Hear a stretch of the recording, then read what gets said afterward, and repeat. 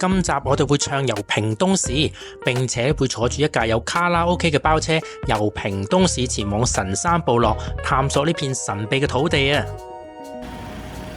好啦，睇下我哋今日坐嘅車先。呢架車啊喺台灣最新嘅，據個司機講呢，佢係用咗500萬新台幣改裝嘅。最特別嘅地方呢，睇下空間感十足啊！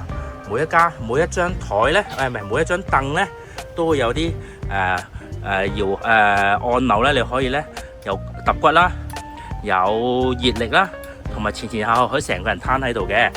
咁咧一路行落去，最特別你睇下有兩個喇叭同埋閃閃閃，點解咧？回頭俾大家睇下就知道啦。因為咧佢呢度咧，你係可以唱卡拉 OK 噶，所以咧一大班朋友出去啊都唔會悶啊。就算坐好長車咧，都非常之有娛樂性，一啲都唔會有悶啊。在我心中起伏高。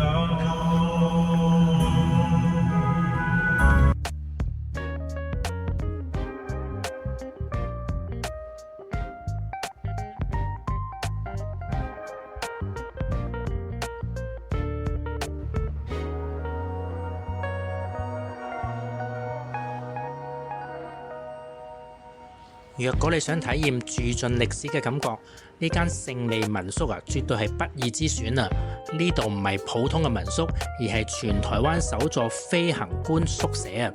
以前啲空軍飛行員呢，就係住喺呢度噶啦，經過改造呢，成為咗充滿懷舊氣氛嘅住宿空間啊！住喺呢度真係好似搭咗時光機返到過去咁啊！那這裡是我們的客廳，那這裡有鞋櫃，就請您先放鞋子。好。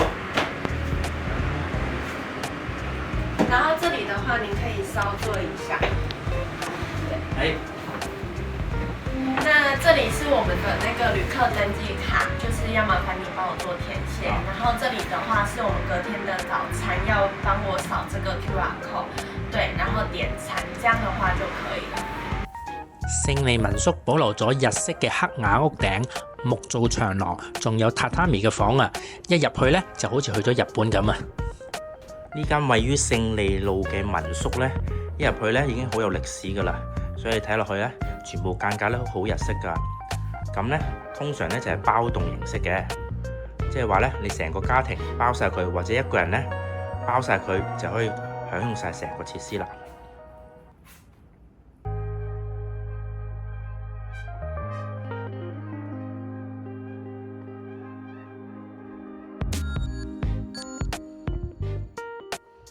無論係男仔住啊，或者女仔住呢，呢間民宿呢都有設一個小嘅廚房仔嘅。所謂廚房呢，唔係可以煮嘢食，而係提供咗有冷熱水機啦，同埋呢一啲小食，你可以喺度沖下茶。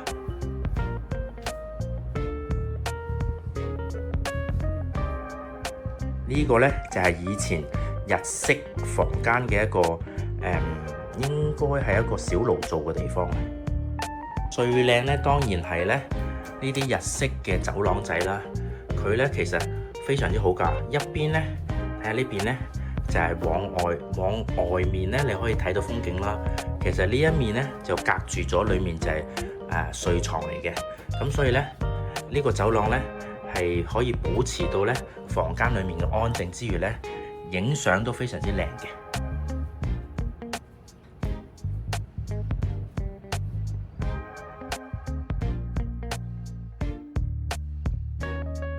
這裡呢是我們民宿的後院，那我們總共有3棟，那一棟的話可以住到8到9位。那這個隔門的話，是因為因為今天呢我們都是認識的，所以會把這個隔門拆開。但是如果今天隔壁這一棟是你不認識的，是別人的話，我們就會把這個堵到這裡，就是把它隔起來，這樣就是會變成一人一棟，我不會干擾你，那你也不會干擾到我。那我們都有獨棟的廁所，就是在那個方向。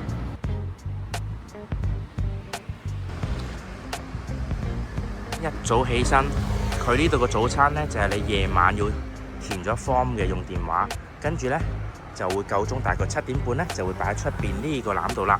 跟住我哋就可以拎翻入去睇下有咩食啦。好，我哋睇下今日嘅早餐有咩食先。喺呢個勝利文旅裏面呢，你就要提早一晚咧預訂個早餐嘅。你可以有1早安小法國，2厚蛋吐司，3蛋餅同埋4呢個椒鹽雞柳生菜沙律，同埋咧下面有幾款飲品可以開嘅。睇下有咩好食先。嘿，哇！聽講呢間係一間都幾出名嘅鋪頭嚟。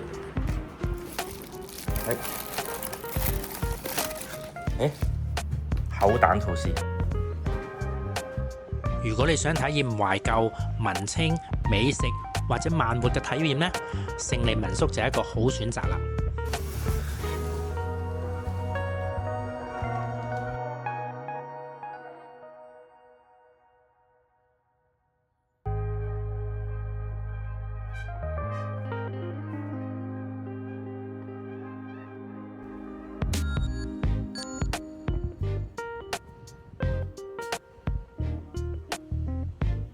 如果你中意懷舊、眷村同埋老店嘅故事呢，呢間黎記眷村食堂絕對係你要揾嘅地方啊！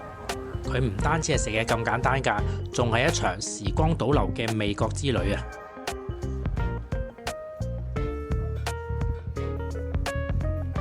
餐廳呢係位於啱啱介紹過嘅民宿附近，即係呢勝利星村。建築咧保留咗日式嘅木屋，因為地板咧都係用實木嘅，所以入去咧係要換拖鞋㗎，超有氣氛啊！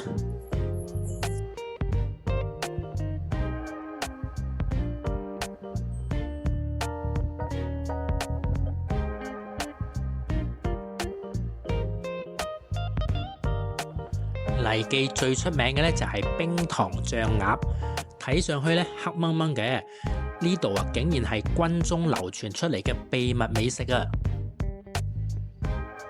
當年黎爺爺咧係空軍嚟嘅，黎婆婆咧煮咗幾隻醬鴨帶去軍中，結果呢啲阿兵哥一食就愛上咗啦，口耳相傳啊，嗰隻鴨仲成為咗軍中最受歡迎嘅軍中情人啊！呢隻醬鴨製作過程十分講究㗎，要煮2日先食得嘅。先用慢火煮熟，再浸入獨門嘅冰糖藥材，最後反覆淋上啲醬汁，令啲鴨肉味到骨都香埋啊！食落去甜而不漏，奇脆肉嫩，最啱就係配白飯食啦。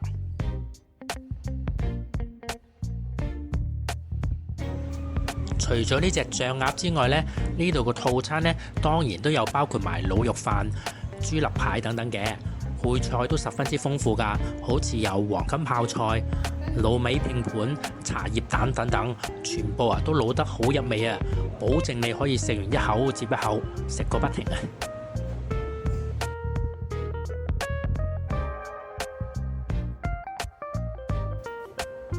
如果你想試最有故事嘅眷村美食呢間黎記眷村食堂一定係必去㗎。食完仲可以去勝利星村度散步，感受屏東懷舊嘅風情啊！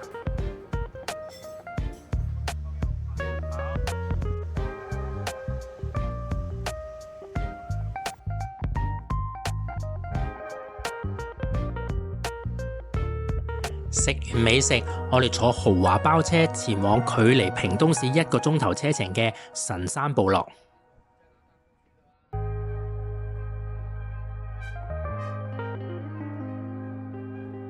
位於屏東霧台鄉嘅神山部落被譽為月亮的故鄉啊！擁有壯麗嘅山景、獨特嘅老海族文化，仲有令人垂涎嘅原住民美食啊！今日我哋就一齊去探索呢片神秘又充滿故事嘅土地啦！除咗包車前往你亦都可以搭乘508號神山線，車費一位就係899蚊。包括咗午餐嘅費用、車費同埋導遊解說，詳情可以參考影片下方嘅資訊欄。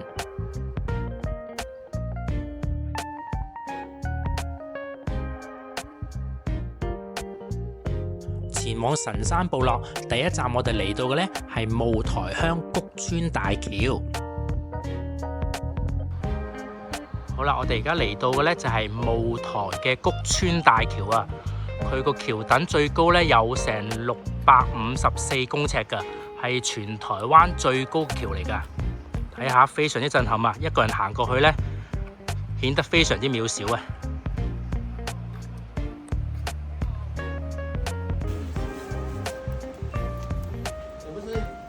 嚟到呢度，除咗條大橋之外呢，仲有原住民介紹魯凱族嘅歷史文化，以及咧品嚐特色嘅小食，烤香腸、烤山豬肉，仲有咧好多美麗編織圖騰嘅籃啊！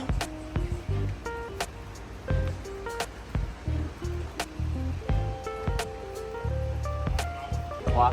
那我們魯凱族的三寶哦，第一個青銅刀，哦，然後桃核，然後過來就是琉璃珠。哦，那這三個是我們的寶物，結婚啊，我去年必須要擁有的。聽導遊同我哋介紹咧，呢個神山部落主要咧就係由魯凱族人居住嘅，佢哋以精美嘅石板屋、白布蛇圖騰同埋琉璃串珠而聞名啊！每一個圖騰、每一座建築都秉承住呢個族人嘅智慧同埋歷史㗎。行入去呢個部落呢，你會發現呢度嘅藝術同埋文化同大自然係完美咁融合㗎。呢度呢，仲有一家專門販售原住民美食手信嘅鋪頭，特別呢就係屏東嘅神山咖啡，叫做巴魯拿。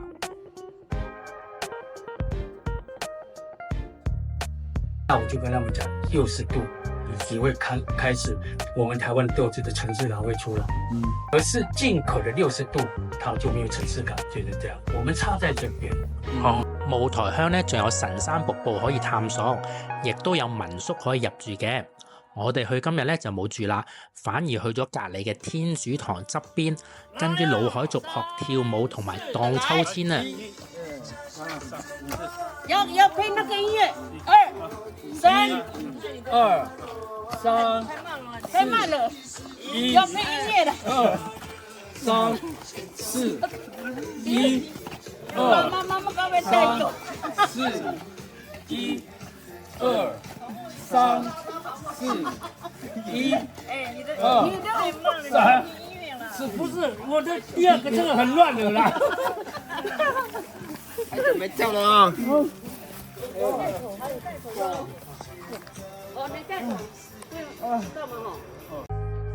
呢個神山部落唔止係旅遊景點，更加係一個充滿故事、文化同埋好好玩嘅地方啊！大家中唔中意呢？留言話俾我哋知，你想體驗邊個活動啊？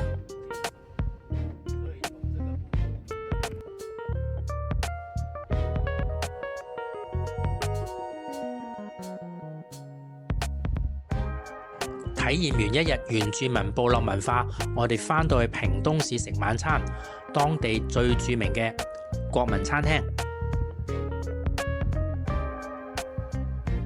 如果你喺屏東市問下人啊，叫佢講一間最有歷史嘅餐廳呢，10個有9個一定都會答呢間國民餐廳嘅。呢間老字號呢，係喺1962年開業嘅，到而家已經過咗半個世紀㗎啦，係好多屏東人過年家庭聚餐買年菜嘅首選啊！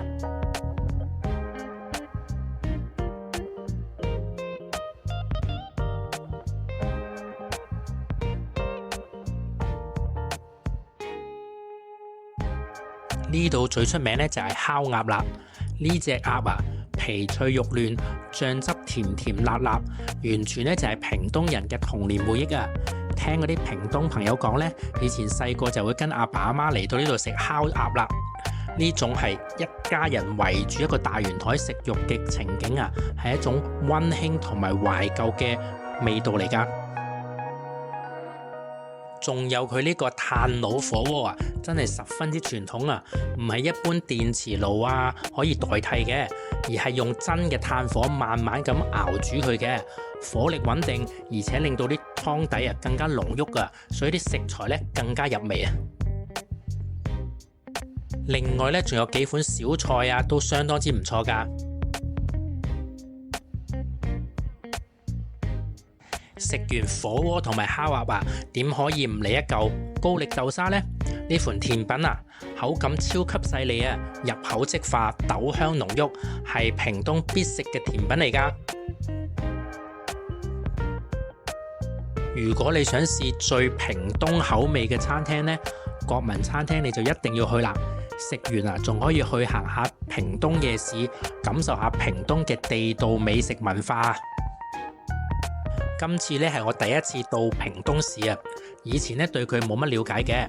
今次喺包車大哥嘅帶領下，我哋一邊唱卡拉 OK， 一邊去探訪部落，仲入住咗一間咁有特色嘅民宿啊，係一個相當特別嘅體驗啊！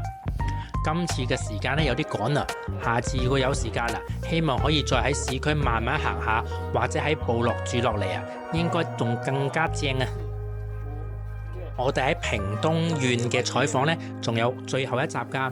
我哋會去萬丹食紅豆，亦都會去食超級美味嘅泰國蝦料理、世界級嘅朱古力啊，同埋咧去買台灣最平嘅手信店。大家千祈唔好錯過下一集啦！今集咧就介紹到呢度啦，你哋鍾唔鍾意呢？留言話俾我聽啊！最後記得 CLSS comment like share 同埋 subscribe channel 啦，我哋下次再見，拜拜。